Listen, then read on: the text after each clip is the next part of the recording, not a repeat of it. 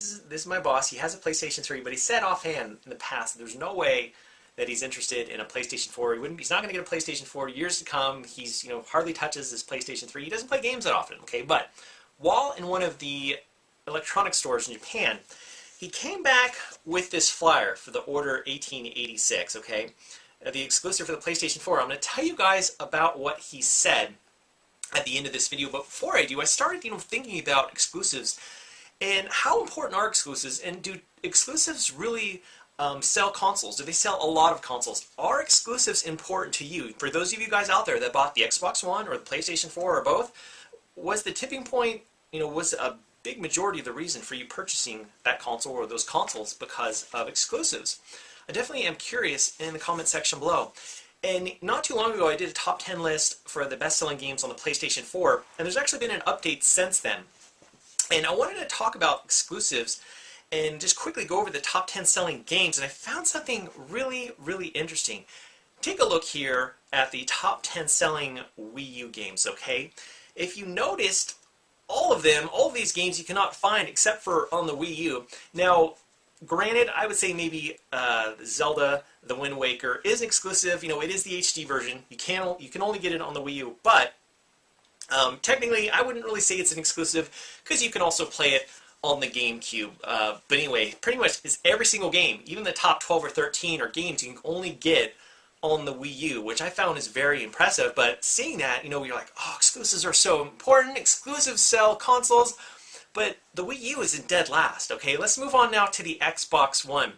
Xbox One, Titanfall, not an exclusive. It's also available for the Xbox 360 and PC. Now, I know a lot of you guys might be looking at this list and going, hey, Jimmy, wait a second. What about Halo the Master Chief Collection? That's an exclusive. That's only available for the Xbox One. True, that is only available for Xbox One, but what is this game? What is this collection? Well, it's Halo 1, 2 through 4. You can get Halo 1 and 2 on the original Xbox, and you can get Halo 3 and 4 on the Xbox 360. This more or less is just an HD remake version, it's a pretty sweet remade version, especially with the new remade cutscenes, but, you can play Halo 1 and 2 on the original Xbox and Halo 3 and 4 on the Xbox 360. The only true sequel on the Xbox One that's in the top 10 list is Forza 5. Xbox One actually did very, very well for the Christmas season.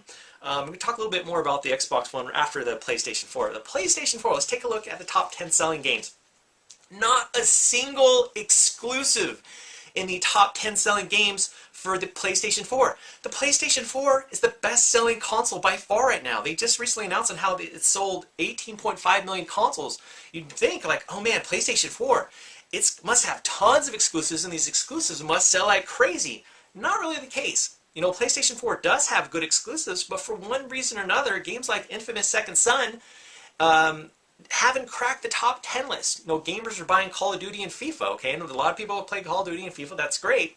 But as far as exclusive consumption, going out and buying exclusives, it's a little bit to be desired, in my opinion. And that's kind of sad if you think about it, because I don't know, it's just kind of a low attach rate of, you get that console, you're like, oh, exclusives are so important, these exclusives get released, and not a lot of people buy them, which is really sad in my opinion. Not a single game. Now, a lot of people would say that The Last of Us Remastered is an exclusive, but The Last of Us, it's also on the PlayStation 3, okay? And granted, you can only get the remastered on the PlayStation 4, but you can also play The Last of Us on the PlayStation 3. So, anyway, let's come back to, on, I believe, Christmas time in America, and I think also the UK, Xbox One actually sold better than the PlayStation 4. And in my opinion, what it comes down to it, the thing is, PlayStation 4, Xbox One, they both have exclusives. But here's the thing, during this time, and also a lot of times during the year, gamers like you and me, we're buying consoles. That is true. However, that $50 price cut during the Christmas time for the Xbox One, I think, really sealed the deal for a lot of parents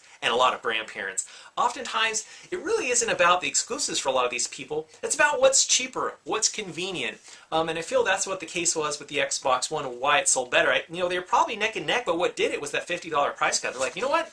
Most of the games that my grandkid or my son wants to play, I can also play on the Xbox One, like FIFA and Call of Duty.